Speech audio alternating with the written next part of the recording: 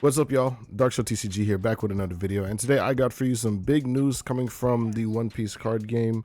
Apparently this is in regards to like the rotation, what the future formats are looking like, how cards are going to be rotated out, just a little bit more information and more clarity that Bandai decided to release today. And I'm just going to be going over the 3 articles that they dropped, as well as some information about some cards that won't be getting rotated out in the upcoming rotation. So let's just get into it and start reading up some of the news. So first one is a message from the One Piece card game development team. To all of our passionate players and fans, this is an update from the One Piece card game development team. First of all, a big thank you from all of us playing the One Piece card game. Knowing that each and every one of you is enjoying the game drives us and inspires us every day. Today, we'd like to share an important update regarding the future of the game with the introduction of the new regulations starting April 1st, 2026. In particular, we want to talk about the update to block numbers in the standard regulation format. So for those who don't know, a while ago, Bandai announced that in 2026, we will be getting rotations. Cards with a certain block icon in the bottom right corner will be getting rotated out, mainly cards in block 1. So I think that is from sets OP1 to think about OP4, OP5, and then the starter decks in between. But we can read more and like verify that information as we go along. So why introduce these regulations now? Our goal has always been to make the One Piece card game a game that players can enjoy for many generations to come. To support that goal, we are introducing 2 official regulations starting April 1st, 2026. First is Standard Regulation, a fresh and strategic environment where players can continuously engage with new cards and tactics. By refreshing the card pool on a regular basis, all players can start from the same line and have the opportunity to explore new strategies together. So this is pretty much standard format. This is the format where like cards rotate out, and I think it's going to be like the primary format of play. Next, we have Extra Regulation, a format where you can enjoy battles freely using any of the cards released so far, including your favorite characters and most memorable cards. It offers a gameplay experience that lets you enjoy the grand history of One Piece itself. We believe these 2 regulations will provide a long-lasting foundation for players to enjoy the One Piece card game more deeply and even for longer, in ways that match each player's unique playstyle and preferences. So I guess this is the expanded format. This is the format where you can play every card. I wonder how they're gonna do like the ban list in regards to these formats. I think it would be fun-ish. It would be fun for like the first like week and a half if they just let everything loose. But I probably feel as if that the ban list for this should just stay concurrent with like whatever the current ban list is, and we should like not unban certain cards just because they've rotated out, right? Or maybe we do just like unban cards and just have it be a Wild West format, sort of how like Hearthstone has the wild format, and then unless something is like tier 0 and breaking, then then we ban it. So maybe just like stuff like RP Law and Sakazuki Leader stay banned, but like Gecko Warrior comes back. I don't know. We'll see how they choose to handle the format. It'll be very interesting to balance. Good luck, Bandai. Anyway, this next section, updated block numbers and premium booster One Piece card game, the best, volume 2. The main topic we want to share to you today is about block numbers, a key component of the new standard regulation. The upcoming premium booster releasing on July 26, 2025 will have block number 1. I wonder if this is like, I think this is like in the East. July 26, 2025? Yeah, this is in the East because at the time of this recording, it's July 23rd. It's 3 days, so there's no way PRB2 is coming out in the West over here in the States in 3 days, right? Anyway, the upcoming premium booster will have cards with block number 1, meaning like the block that should be rotated out, right? The premium booster best volume 2 includes cards that will expand deck building options, also serving as a bridge to the new standard regulation environment beginning in April 2026.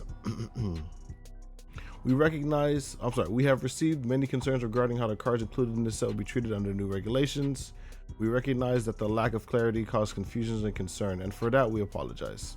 Originally, we planned to release this information closer to the launch of the new regulations. However, in order to ease your concerns and allow fans to look forward to the new premium booster packs, we're announcing today that block number cards with number 1 from premium booster will be treated as block number 4 under the new standard regulation effective April 1st, 2026. A full list of cards is linked below. Additionally, starting April 1st, any cards reprinted for standard regulation will reflect the updated block number directly on their card design. Okay, so this is basically saying if they reprint any cards for standard that are like older cards, they'll have the new block numbers, which I think this is exactly how they should handle it in PRB. Just reprint the card with like the new block number, like they're planning to do from the future. But I guess, you know, like printers and like stuff and like that were already like scheduled, so cards are already printed and mass produced, so can't really change this now. We hope the premium booster One Piece card. We hope the premium booster volume 2. I'm not reading this every time. We hope the premium booster volume 2 gives veteran players an exciting opportunity to try out new leaders and strategies, while also acting as a perfect entry point for newcomers into the rich and rewarding world of the One Piece card game. In conclusion, as we approach the game's 3rd anniversary in August and look beyond it towards the future, the entire development team remains committed to delivering an experience that is exciting, welcoming, and deeply rewarding for players of all kinds. We have some exciting news to reveal to everyone about One Piece card game's 3rd anniversary at One Piece Day 2025, taking place on August 9th and 10th. So we hope to see you. So we hope you will all be looking forward to the event. In the meantime, we hope you continue to enjoy playing the One Piece card game. One Piece Day, that's another event in and of itself to talk about, but my predictions for One Piece Day 25, we're getting Emu Leader. We're gonna like reveal all 26 of our mangas that we're getting in the 3rd anniversary set, because 3rd anniversary sets, they always print like 5 mangas or whatever. We're gonna get like another crazy like SP. I think it's gonna be a crazy set for like mangas and alts and stuff like that. Hopefully, you know, I can get some product and like rip a bunch of it. Anyway, let's go up to like the next article here. I was cheating, I did a little bit of pre-reading. Introducing the block number system. So for those who didn't know, block numbers were what we were talking about in the entirety of the last article. If you look at like the bottom right corner of each card, you'll see a little icon inside the devil fruit. This basically shows like the set or the block of cards it was printed in, right? And it says here block 1 being sets 1 through 4, and I'm assuming starter decks in between as well. And then booster packs 5 through 8 are block 2, and then 9+ is like block 3 and block 4, right? April 1st, that's what we're gonna like rotate out block 1 cards, and then updates to regarding the information. So basically, this is basically saying they're going to specify which cards are going to be allowed in standard and which cards are going to be allowed in the expanded format, right? Starting from April 26, 2026, updates will be made to the block icons of certain card numbers to reflect changes in the player environment. This is to clarify which cards can be used in standard regulation tournaments and events. Super parallel rail cards and cards with the same card number. Regardless of reprints, these cards will remain legal in standard rotation. This is basically manga. Super parallels are mangas. From April 2026 onwards, any newly released super parallel cards and cards with the same number will bear a block icon of X, ensuring legality similar to existing super parallel rares. So they're basically saying all of your mangas are going to be evergreen. So if there's a very problematic manga, you know, unless they outright ban it, it's going to be evergreen into the game's history. So imagine one day we get like a manga 8 cost Moria, or it's like some type card that is just as broken. That card will be with us until the end of time unless they outright ban it. Other cards, block icons will be updated based on the following conditions. Condition number 1, cards that are designated with a specific block icon regardless of reprints. Cards that have been reprinted with updated block icons. I don't really understand number 1. Block icons will be updated based on the following condition. The condition is cards that are designated with a specific block icon regardless of reprints. I don't really understand that. Maybe my brain is fried. I don't know. If you guys can make sense of that, let me know in the comments. I'm not really understanding what they're trying to say here. I'm a card game player. I don't have high reading comprehension. Anyway, and this is where they talk about the formats. I'm just gonna like skip this information a little bit and then review, like just look at the pretty picture. So standard regulation, usable cards from the past 3 years. Example, tournaments held from April 2026 to March 2027 can be used with these blocks, blocks 2, 3, 4, and 5, and then tournaments held from April 2027 to March 2028. So it looks like each year they're gonna rotate out a block. I don't know if they're gonna be doing it year over year, or if there might be a change to the schedule, but they wouldn't publish this image if they weren't like pretty sure, you know. So I guess this like talks about like the future, basically, that like every year we're getting a rotation, which is very interesting. Additionally, for a certain number of cards, we plan to update the block numbers depending on these environment conditions. So this is basically, they're basically saying that they reserve like the right to make cards evergreen like at will. What is this? And then expanded regulation, extra regulation. Pretty much you can use everything. You can just use everything, right? Regarding cards that can be used, an example, all cards 1 through 5 will be allowed, and then tournaments, April, all cards. Yeah.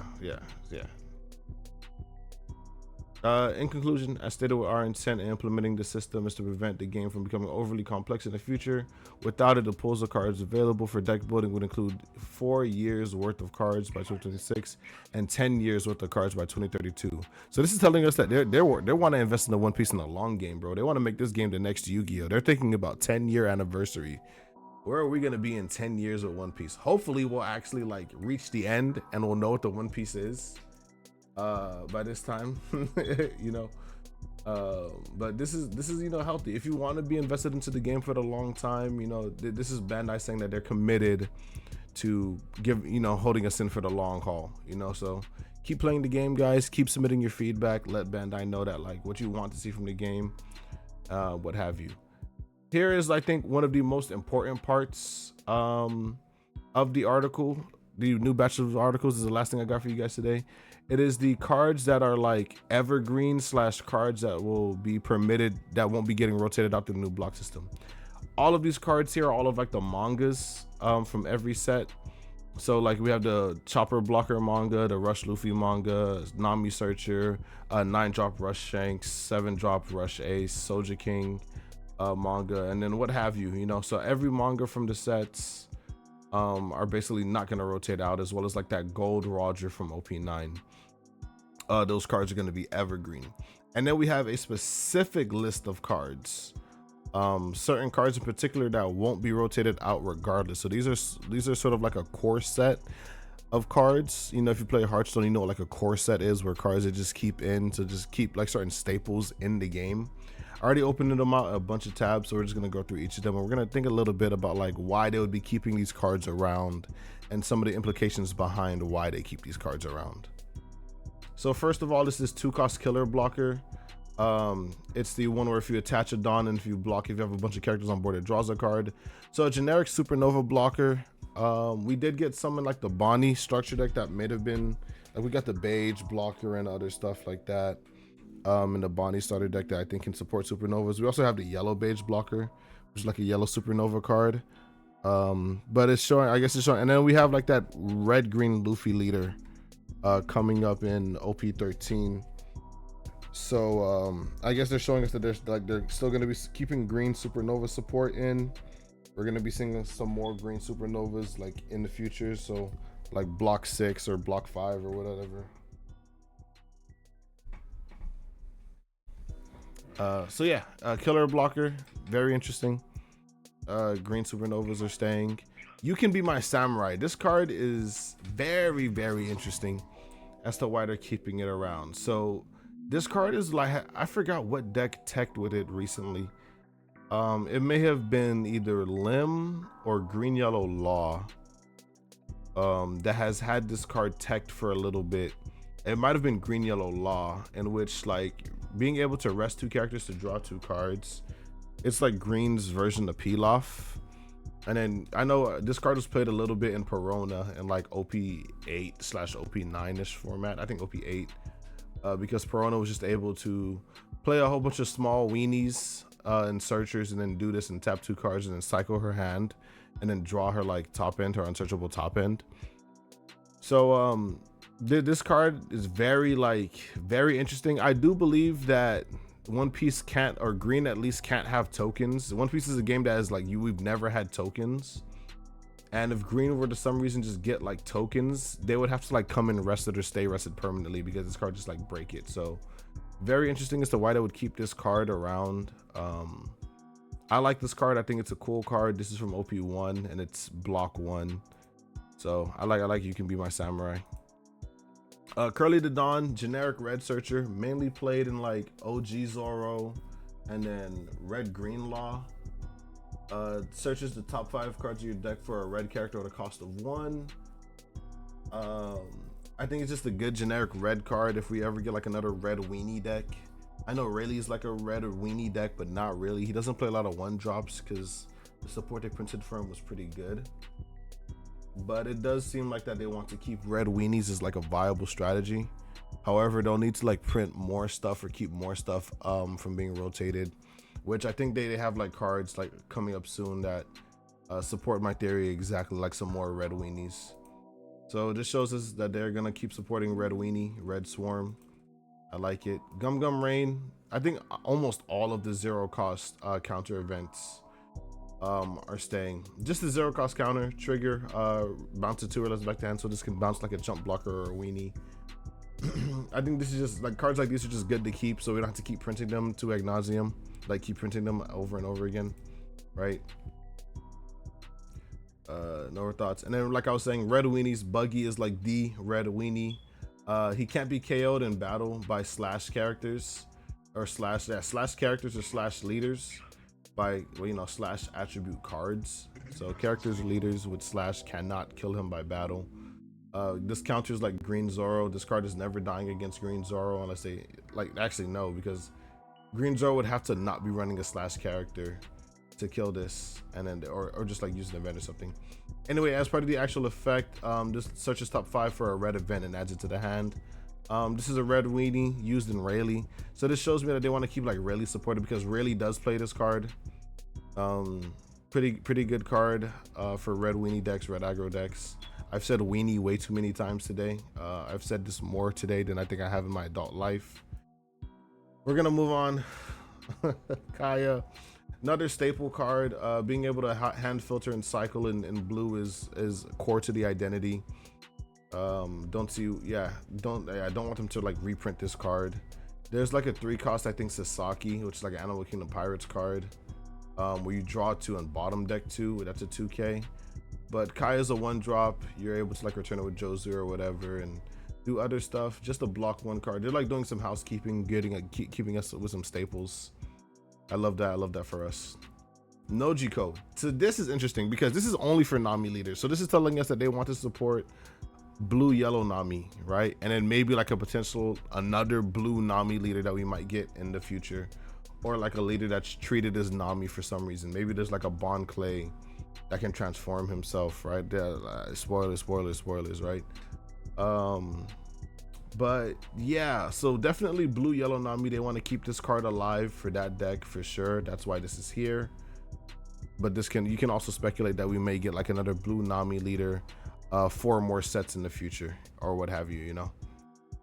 Like Nojiko, when the blue yellow Nami leader was announced, and they were playing this card, and it was like this card just made Dofi have the most miserable time. I remember watching a video where like they played Nojiko, it stuck, then they played Jozu after, picked up their Nojiko, and then the next time they played like Nojiko something else again, and like the Dofi just could not keep a board, and they had a bad time, and I love that for that Nami player.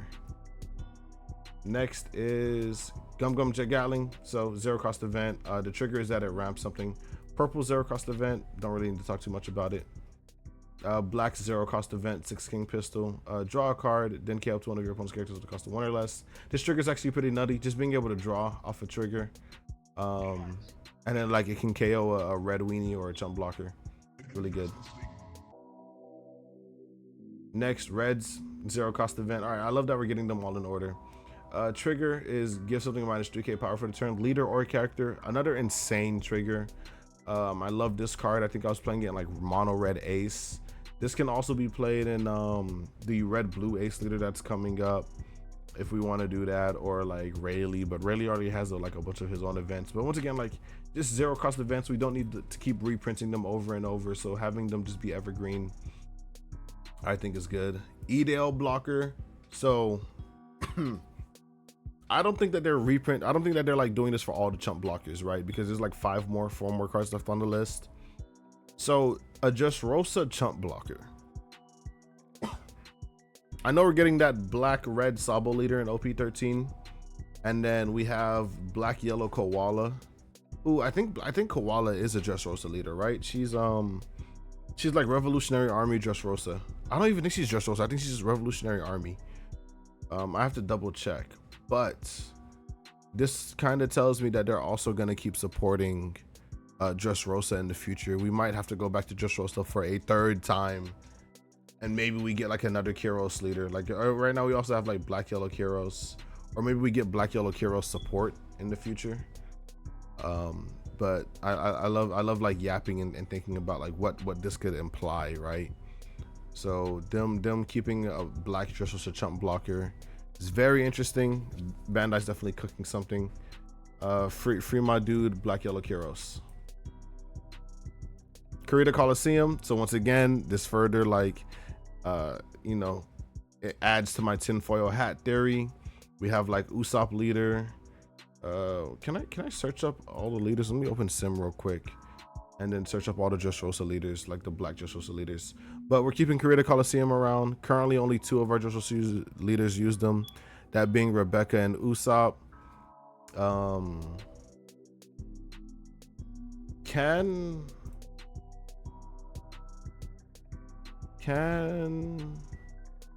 Sabo use this? If your leader has Dressrosa type, yeah, no, any Dressrosa leader can use Coliseum. Use Coliseum's like rush effect, right? Yeah, Koala is Dressrosa, and then like Sabo should be here too soon. So we have 4 Dressrosa leaders, 4 Black Dressrosa leaders. All of them can use Coliseum, but like only these 3 are primarily like Coliseum enablers, because you want to be using Revolutionary Army characters with the Koala, right? There's very few Revolutionary and Dressrosa characters. It looks like there's only one, being the Hack. So like this would be the only character that would benefit from Coliseum that has both typings, that has dual typings. So once again, tinfoil hatting, but maybe we're getting more Dressrosa support in the future, because this is a very specific card. I'm sorry for going on and on, so like on and on so much about this card, but like this is a very specific card to keep. Like this is not just like a random staple for this archetype, you know. Unless I get it, they want to keep like Usopp viable and stuff like that. 2 cost Brook 2K, Red Straw Hat 2K, gives Rested Dawn. There's a whole bunch of red Luffy leaders that give like that play with Rested Dawn, so this makes a lot of sense. I guess you can play this in a new red green Luffy as well. I'm not sure what this is leaning towards in the future. Probably another red leaning Straw Hat leader that plays with Rested Dawn. So or Attached Dawn, so we'll see. But just yeah, it's a good 2K, good generic card to keep around. I ain't mad at it. Jory Bonnie Searcher. So remember, like the very first card we looked at was the Killer Blocker. Green Supernova is here to stay. 4 more years of Green Supernova. I ain't mad at it. Shout out my dog Bonnie. More pizza forever. I love the SPs. The SP is gorgeous for this card. The texture is amazing too. More pizza. 4 more years of more pizza. And then okay, I seen this card on the list, but I didn't think it would be this card. Like I got really excited when I seen this card on the list. I know I really dislike Rebecca and like Gecko Moria and like Rob Lucci like bastardized, you know, black removal and all that. But seeing this gives me hope for like Black Navy, right? And like traditional black removal strategies. I think black removal strategies like Smoker are fine as long as they aren't doing what Rob Lucci does, right? The reason why Smoker is like a healthy removal deck for the game is because he's just meant to remove 1 body a turn. Unfortunately, the game has been power crept to where like we're establishing a bunch of bodies a turn, as well as we have all of these KO protection effects. We have these cost manipulation effects. We just have a whole bunch of anti-KO removal, anti-cost based removal effects in the game right now. But this is showing me that like we're getting some support, or not support, but we're keeping some generic black support, because what like Black Navy leader do we have that's like recent, right? Kobe, but Kobe doesn't like play much with or play well with cost reduction strategies. Yeah, maybe we're getting Isho support. So yeah, Garp is block 1, Kobe's block 3, Isho's block 1, Sakazuki's block 2. Uh-oh. Zephyr's block 1, Smoker's block 1, and then this other Sakazuki leader's block 1. So if we're like getting played on like a black navy leader, right? It's like Kobe, Sakazuki. It's literally just 2 black navy leaders. You know? Kobe doesn't play super well with cost reduction removal because that's just not what his jam is about. Sakazuki, on the other hand, loves that. And you know, with Gecko Moria banned, maybe this guy can come back. I don't know. This is very interesting. Very interesting time to be a One Piece player, you know? I think that's it for all of the cards on the list. Yeah, updated block icons and cards that have been reprinted. Interesting. So it looks like they're planning on like updating this list again, this little placeholder space. But that's gonna be it, guys, for today's video. And you know, upcoming regulations and rotation. I'm really excited about the future of the game. I personally am a fan of rotation. I love the idea / premise of them wanting to keep the game fresh and innovate with new strategies. I don't think rotation is the only way they could do that. I'm an avid believer of like just banning things regularly, like every 3 months, or limiting things every couple of months, just to, you know, help keep the format fresh, just to rein in some outliers, you know. But let me know what you guys think about rotation, what you guys think about Bandai's decision, and the future of the One Piece card game in the comments, guys. Y'all have a good one. Peace out.